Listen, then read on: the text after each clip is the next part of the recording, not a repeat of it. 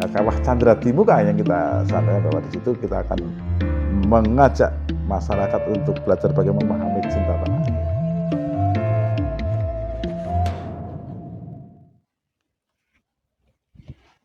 Assalamualaikum warahmatullahi wabarakatuh. Selamat pagi sahabat pemilih. Berjumpa lagi dalam acara talk show KPU Kebumen Menyapa dari Sapa Jadi Tahu. Pada kesempatan kali ini saya Putri Alifiani Solihah akan menemani Jumat pagi Anda dengan bincang-bincang menarik seputar kepemiluan. Pancasila merupakan fondasi dari sebuah rumah bernama Indonesia. Fondasi itu wajib dijaga dari generasi ke generasi agar Indonesia tetap berdiri kokoh dan mampu mewujudkan tujuannya dalam mencerdaskan dan mensejahterakan rakyat.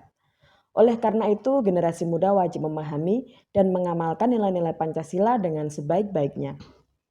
Pada talk show hari ini kita akan membahas tentang pemahaman masyarakat, terutama generasi muda terhadap Pancasila.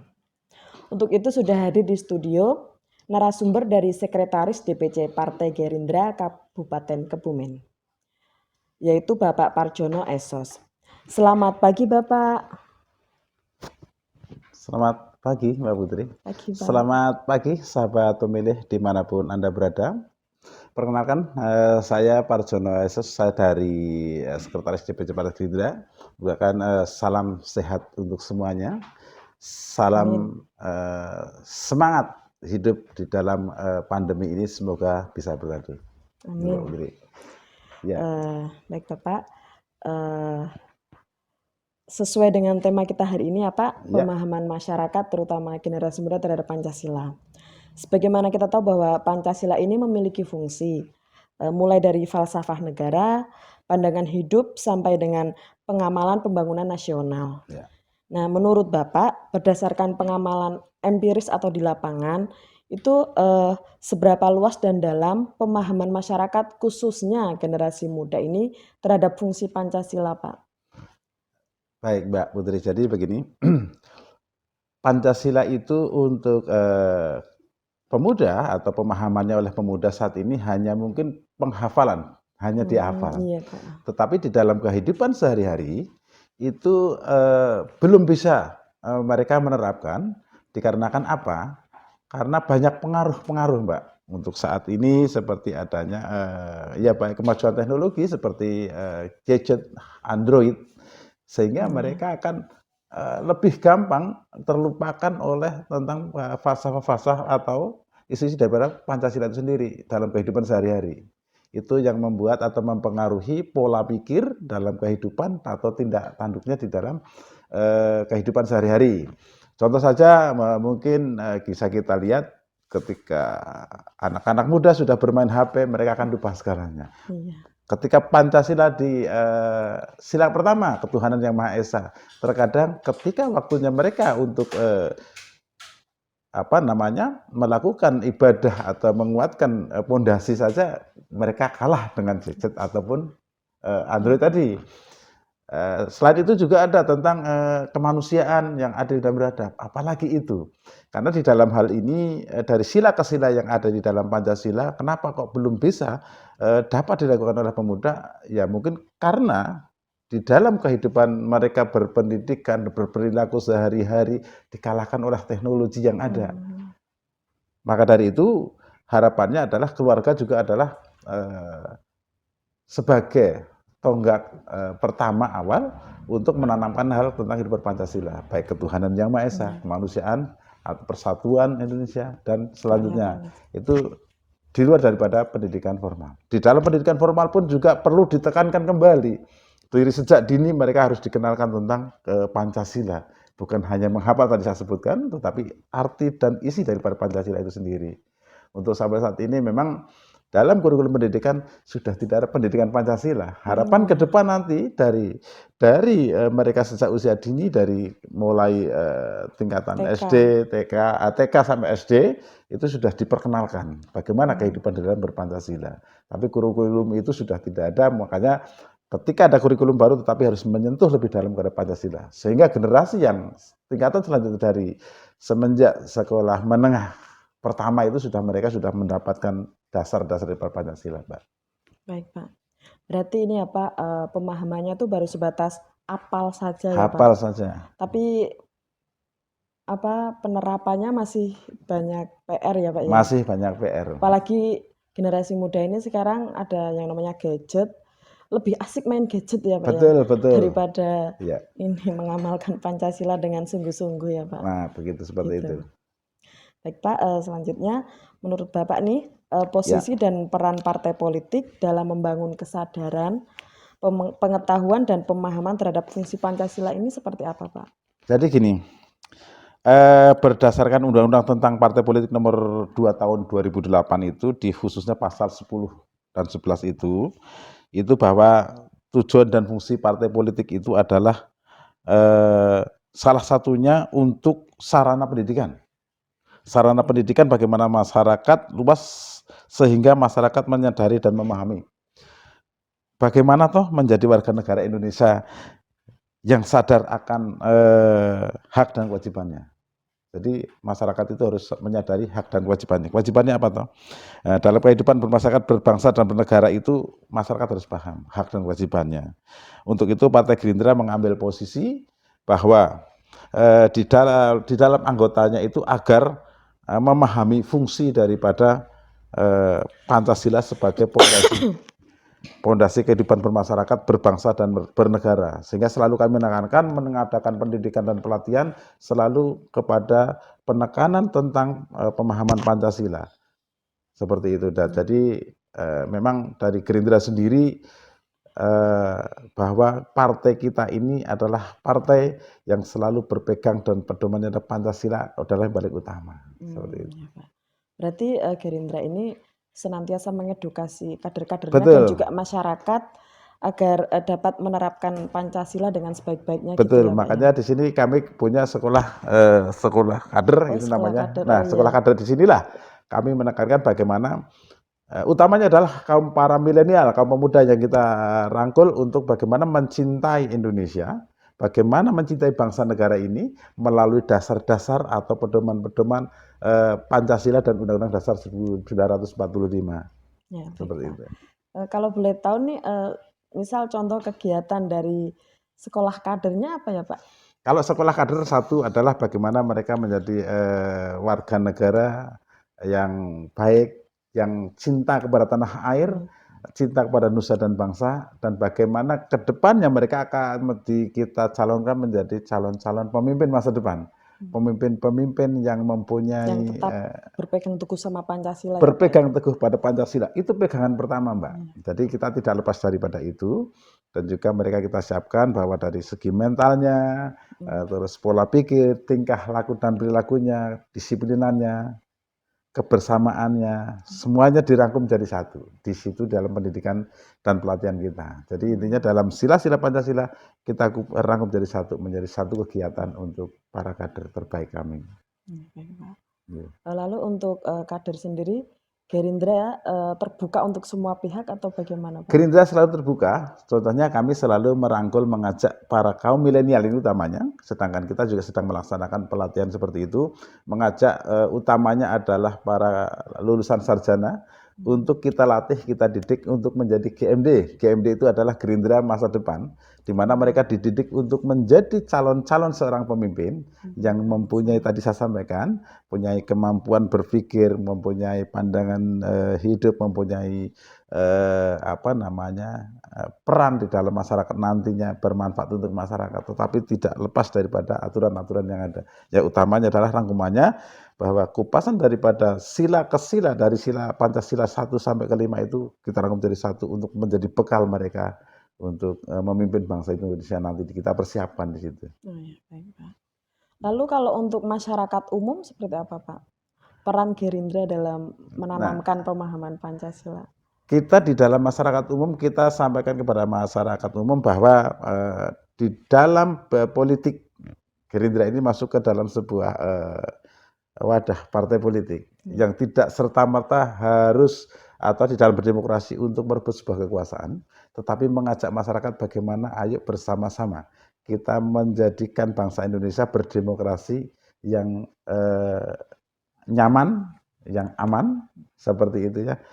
Dan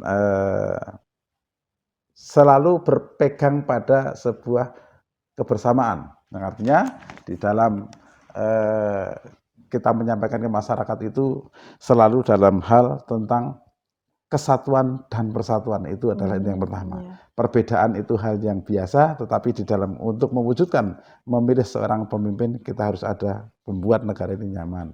Contohnya seperti di dalam kita melakukan demokrasi yang prosedural, artinya kita di dalam pemilu itu selalu menggunakan prosedural. Kita tidak akan menyampaikan masyarakat bahwa kita harus menang melalui ini dan itu gontong-gontongan, tidak. Tetapi kita mengajar masyarakat bahwa hak dan kewajiban masyarakat, hak dipilih dan memilihnya itu kita sampaikan. Kita tidak akan mengajarkan beda pendapat itu sebagai permusuhan, tidak. Ya. Baik Pak, berarti ini Ya. Gerindra saat ini sudah baik ke dalam kader-kadernya sendiri, sudah melaksanakan upaya-upaya untuk membangun kesadaran, pengetahuan, dan pemahaman terhadap fungsi Pancasila dengan baik. Begitu pula terhadap masyarakat umum juga Gerindra senantiasa memberikan pemahaman-pemahaman bahwa kita ini walaupun berbeda pendapat tapi tetap satu gitu ya Pak ya? Ya, betul.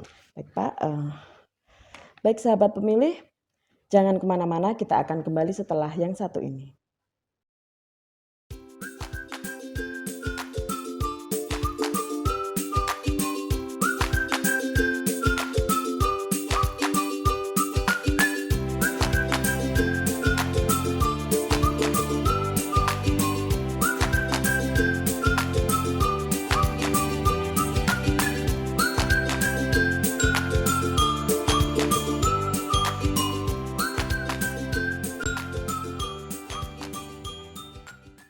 Kembali lagi di acara talkshow KPU Kebumen Menyapa dari Sapa Jadi Tahu.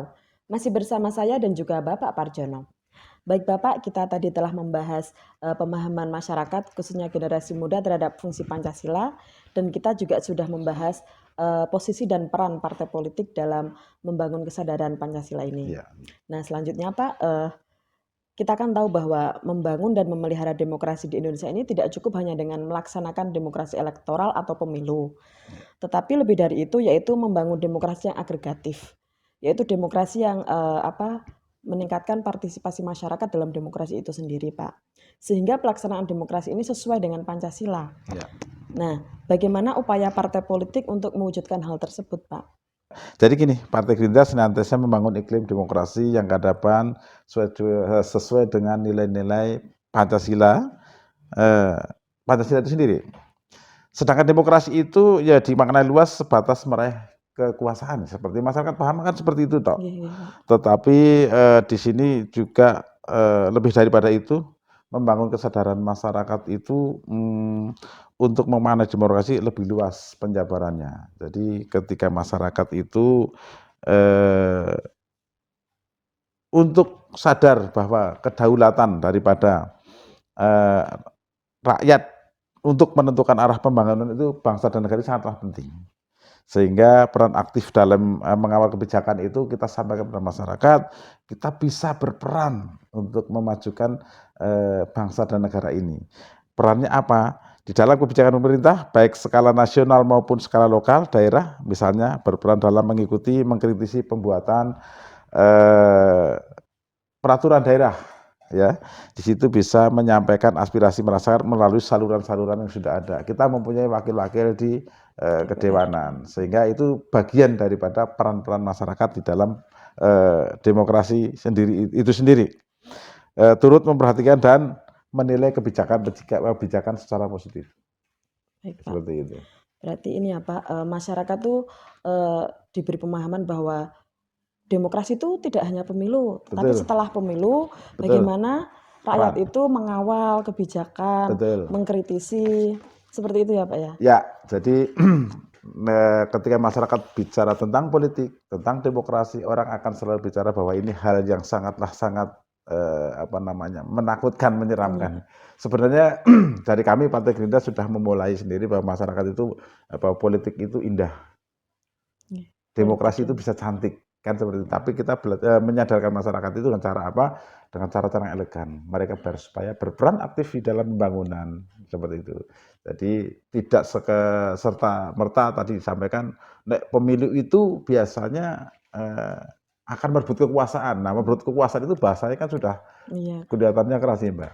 Tapi di sini perlu kita berikan pemahaman lebih dalam.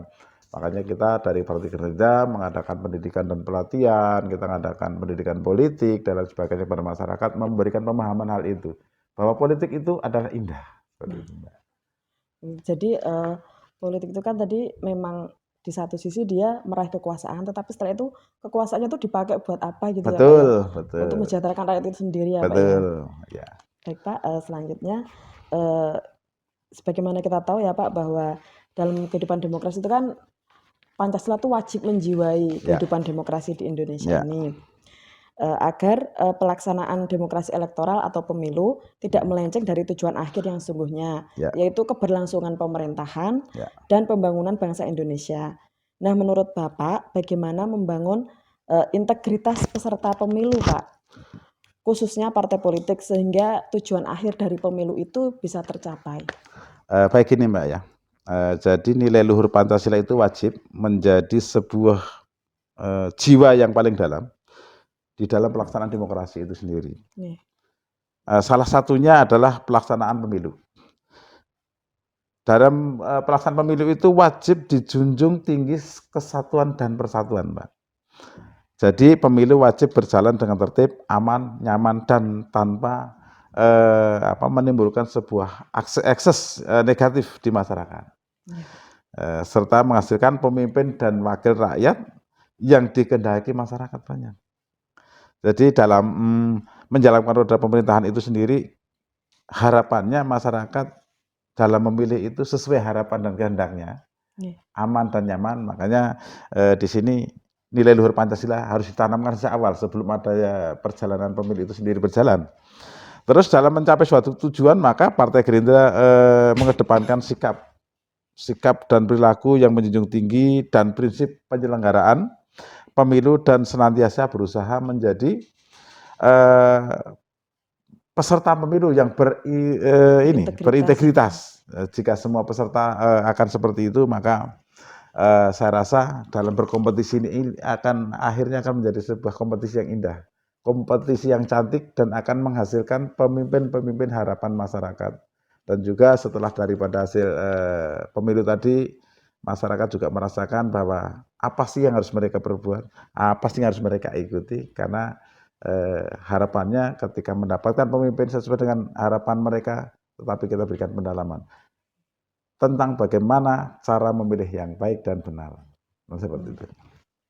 Kalau untuk Partai Gerindra sendiri nih, dalam pemilu biasanya calon-calonnya itu seperti apa Pak? Yang diajukan sebagai misal caleg ataupun calon bupati, calon presiden, itu yang seperti apa Pak? Baik, kalau Partai Gerindra sendiri itu mempunyai beberapa jenjang dalam kita menentukan atau memilih seorang pemimpin.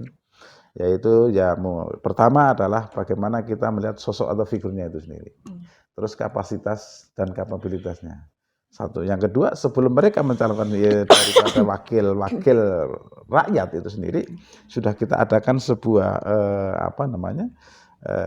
penggembleng atau penggodokan. Sudah kita ajak interview, ajak komunikasi. Sejauh mana tuh pendalaman mereka tentang kepemimpinan.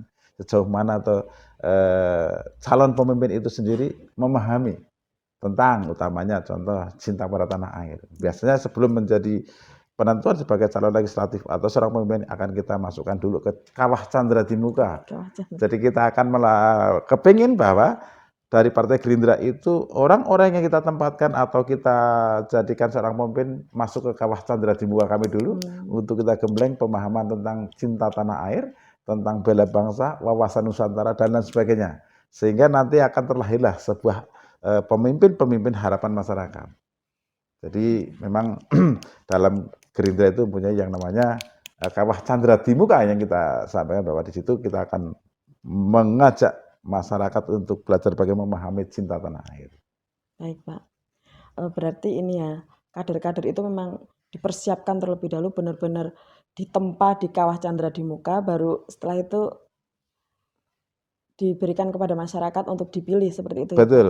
Jadi memang diutamakan di Partai Gerindra untuk memilih seorang pemimpin, orang-orang yang akan kita jadikan wakil-wakilnya, kita masukkan ke dulu ke Chandra di Muka. Seperti baju yang saya gunakan ini adalah baju sekolah kader, di mana ya inilah daripada di mana kita mempunyai Kawah Chandra di Muka. Di sini ada sekolah kader dengan Garuda yang hitamnya ini. Bedanya di sini ada sekolah kader pada Garuda hitam. Dan juga ketika sudah menjadi pemimpin pun, ya itu akan kita ajak kembali untuk merasakan Kawah Chandra di Muka lagi, karena untuk merefresh kembali bahwa pemimpin itu harus seperti apa dan bagaimana harus berbuat apa, seperti itu dari Partai Gerindra. Baik Pak. Ya Pak, sebagaimana kita tahu bahwa untuk menjadi pejabat publik itu kan butuh modal ya Pak ya. Ya. Nah kalau dari Partai Gerindra sendiri selain modal tadi penempaan kader itu ada modal lain nggak Pak? Seperti modal finansial lah Pak. Kalau kita sampaikan kepada kader kita bahwa kita jangan berpikir bahwa finansial itu adalah sebagai senjata utama. Yang kita senjata utama adalah bagaimana kita dikenal masyarakat, bagaimana kita turun di masyarakat, bagaimana kita bisa memahami keadaan masyarakat yang akan kita tawarkan. Jadi mulai saat ini kita sudah memulai daripada masyarakat itu kita sampaikan kepada masyarakat bahwa apa yang sudah terjadi dengan senjata pertamanya itu dengan finansial utama, ya mohon maaf sebelumnya, itu akan muncul seorang pemimpin yang sudah akan menjadi contoh yang kurang baik. Harapannya Partai Gerindra itu mempunyai calon-calon pemimpin nanti, pemimpin yang percaya diri, mempunyai kemampuan, bisa beradaptasi, memahami dan mengerti masyarakat. Sehingga yang mereka tawarkan bukan sebuah janji finansial, tapi janji kinerja. Seperti itu. Baik Pak. Jadi Partai Gerindra ini ya lebih mengutamakan kualitas kader peserta pemilu itu daripada kekuatan finansialnya seperti itu. Betul seperti itu Mbak. Jadi memang dari kader pun kita ajak, kita sampaikan bahwa menjadi seorang pemimpin itu bukan karena paksaan, tetapi bagaimana kita dapat dipahami, dimengerti oleh masyarakat itu sendiri. Jadi kita juga di dalam hal kontestasi nanti, kita pun juga akan mengutamakan figur-figur atau sosok-sosok yang dikenal di masyarakat dengan gerakan positifnya. Baik, seperti itu. Luar biasa ya Pak ya, ternyata kader-kader Partai Gerindra ini benar-benar kualitasnya yang paling diutamakan ya Pak. Betul. Nah selanjutnya nih closing statement dari Bapak nih buat sahabat pemilih di rumah. Baik, terima kasih Mbak Putri pada kesempatan jumpa kita pada pagi hari ini. Dari saya Parjono, Sekretaris DPC Gerindra, hanya akan menitipkan pesan kepada para pemuda. Pancasila bukan hanya untuk dihafalkan, tetapi diamalkan. Lakukan itu untuk kehidupan sehari-hari. Dan kewajiban kita untuk mengingatkan para pemuda. Salam dari kami, salam Indonesia Raya, Gerindra bersatu membangun bangsa. Terima kasih. Terima kasih sekali Pak atas ilmu yang telah disampaikan di sini. Sangat bermanfaat bagi kita yang ada di sini dan juga sahabat pemilih dimanapun berada. Lain waktu akan kita sambung Pak dengan pembahasan-pembahasan yang tidak kalah menarik dan juga tidak kalah bermanfaat seperti itu Pak. Baik, terima kasih. Sahabat pemilih yang budiman, demikian tadi talk show KPU Kebumen Menyapa dari Sapa Jadi Tahu. Bersama Bapak Parjono, Sekretaris DPC Partai Gerindra Kabupaten Kebumen. Semoga tayangan ini dapat bermanfaat untuk sahabat pemilih dimanapun berada. Ingat untuk selalu menjaga protokol kesehatan dengan menerapkan 5M agar COVID-19 segera berakhir. Amin. Nantikan sapaan kita selanjutnya dalam KPU Kebumen Menyapa dari Sapa Jadi Tahu. Jangan lupa like, komen, subscribe channel YouTube KPU Kebumen. Saya Putri Alfiani Solihah mohon undur diri. Wassalamualaikum warahmatullahi wabarakatuh. Waalaikumsalam warahmatullahi wabarakatuh.